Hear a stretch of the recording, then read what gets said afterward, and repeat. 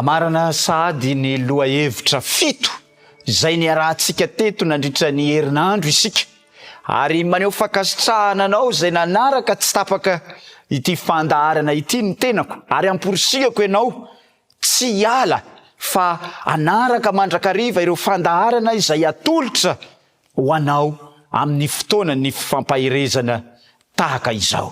Androany isika dia marana ilay loha hevitra manao hoe eo foana izy, eo foan'Andriamanitra, eo foana izy mandrakizay ho anao.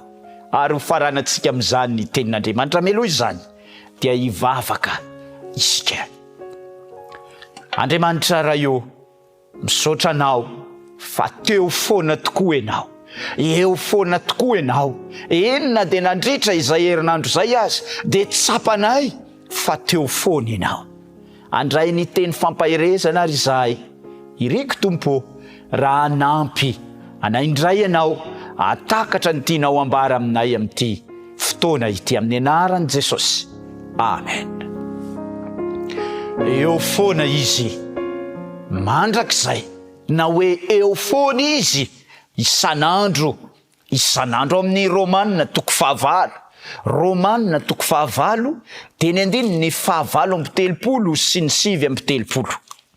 Romanina toko 5 dia ny andininy 5:30 sy ny 7:30 dia izao no lazain'ny apôstôly Paoly rehefa miresaka izany eo foana n'Andriamanitra izany. Romanina toko 5 dia ny andininy 5:30 sy ny 7:30. Zao no ambaran'ny tenin'Andriamanitra: fa matoky aho fa na fahafatesana na fiainana na anjely na ireo fanapahana na zavatra ankehitriny na zavatra ho avy na hery na ny any ambony na ny any ambany na inona amin'izao zavatra ary rehetra izao dia tsy ahasaraka atsika amin'ny fitiavan'Andriamanitra izay eo amin'ny Kristy Jesosy Tompontsika. Teny mampahery loatra izany tenin'Andriamanitra izany. Na inona na fahafatesana na fahoriana na fijaliana na zavatra hafa izay mihoatra lavitra noho izany aza dia tsy misy ahasaraka atsika amin'ny fitiavan'Andriamanitra, satria tian'Andriamanitra mandrakizay ianao. Tian'Andriamanitra isan'andro izao sy ianao. Eo foan'Andriamanitra maneho ny fitiavany amiko sy aminao. Ary tena zava-dehibe izany ry hava-malala amin'ity androany ity.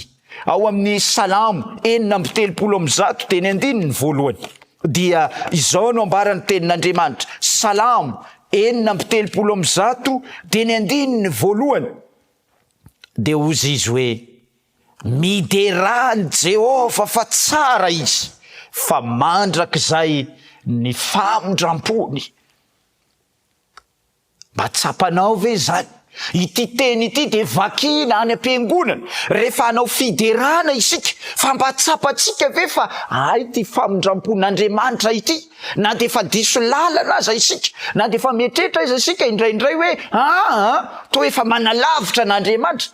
Mandrakizay ny famondrampon'Andriamanitra, mandrakizay ny fahamarinan'Andriamanitra.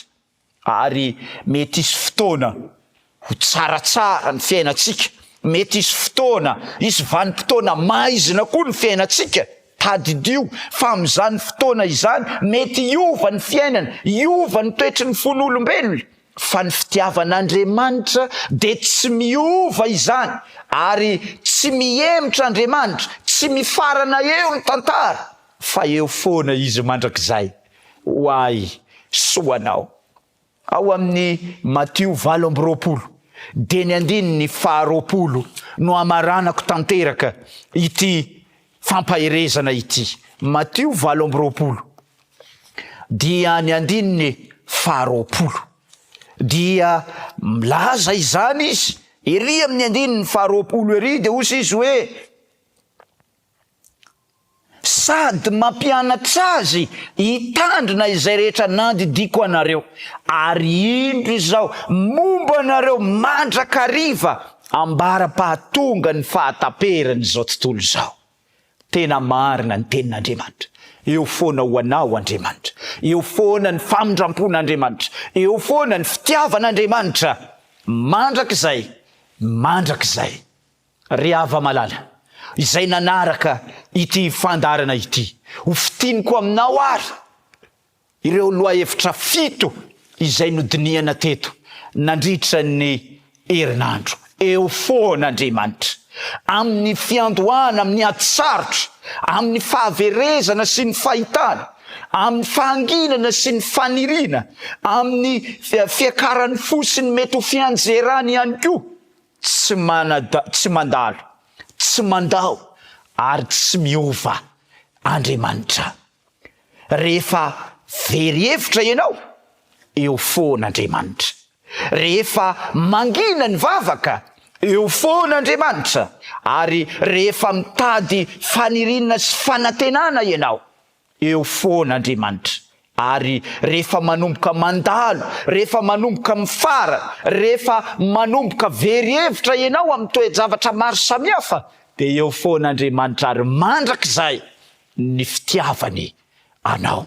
Irinary raha ho apetrakao ao atokantranonao Andriamanitra, apetrakao eo amin'ny asanao Andriamanitra, apetrakao amin'ny mombanao rehetra Andriamanitra, ka dia ho faly ny Tompo fa eo foana izy miaraka amintsika ary manome toky izy, manome fanantenana izy, fa eo foana amin'izany toe-javatra izany. Andeha amarana izao fotoana izao ambavaka isika.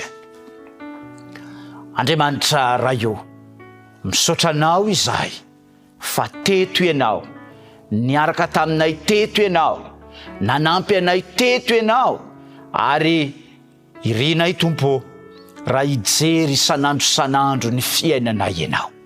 Nanome tokondray ianao androany, fa na fahoriana, na fijaliana, na inona endrika misy eo amin'ny fiainanay, dia tsapanay fa tsy misy mahasaraka anay amin'ny fitiavana anao.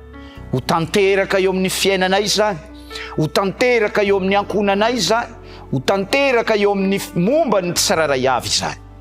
Ny fahasoavanao, ny fiadananao, ary ilay fitiavanao mandrakizay ane ho ataonao aminay rehetra. Ny vavaka raio tonononay, angatahanay amin'ny anaranao Jesosy Kristy. Amen.